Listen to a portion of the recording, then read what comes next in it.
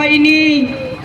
আমি সকল মানুষের কাছে প্রশ্ন করতে চাই, আপনার সন্তানের জীবন যেখানে সুরক্ষিত নয়, আপনার জীবন যেখানে সুরক্ষিত নয়, তাহলে কেন আপনি সরকারকে ট্যাক্স দেন?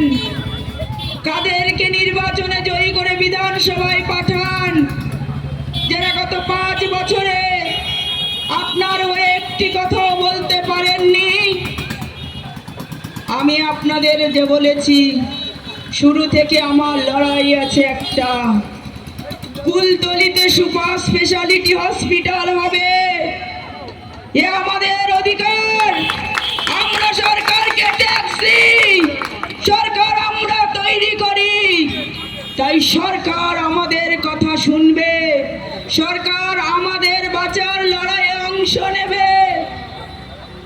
আপনার আমার সন্তান যদি অসুস্থ হয়, যদি জামতলা